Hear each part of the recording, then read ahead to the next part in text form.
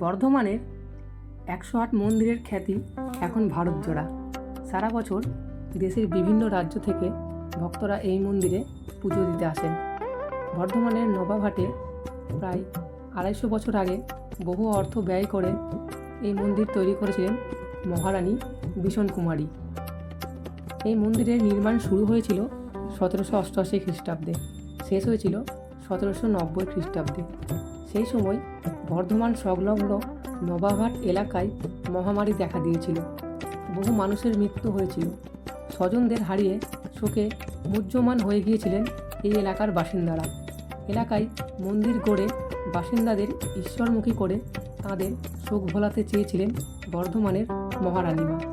সেই ভাবনা থেকেই নবাবহাটে এই 108 শিব মন্দির গড়ে করেন তিনি। মহা আড়ম্বরে সেই মন্দির প্রতিষ্ঠা করা হয়।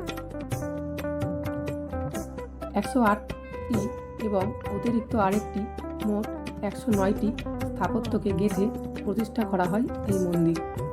এই মন্দিরমালা বর্ধমানের এক অনন্য শিল্পকীর্তি। এই 109তম মন্দিরটি প্রতিষ্ঠার সময় সেখানে লক্ষ সাধুর উপস্থিতি ঘটেছিল।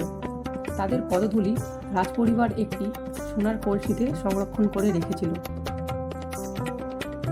ওড়িশার বালেশ্বরের মন্দিরের আটচালার নকশার আদলে নির্মিত সেগুলি। সব মন্দিরেই রয়েছে কোষ্ঠী পাথরের গৌরীপট্ট সহ শিবলিঙ্গ। প্রতিষ্ঠার সময়ে সবগুলি মন্দিরের সামনেই একটি করে বেলগাছ রোপণ করা হয়েছিল বলে মনে করা হয়।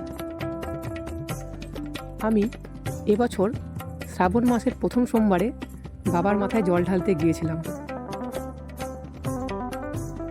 বিভিন্ন স্টেশন থেকে বর্ধমান আসার বহু ট্রেন রয়েছে। আপনারা বর্ধমান স্টেশনে নেমে টোটো ভাড়া করে খুব অল্প সময়ের মধ্যেই পৌঁছে যেতে পারবেন এই মন্দিরে। আমি যেহেতু এবছর শ্রাবণ মাসের প্রথম সোমবার গিয়েছিলাম, সেই কারণেই মন্দিরে ভিড় মোটামুটি ভালোই ছিল।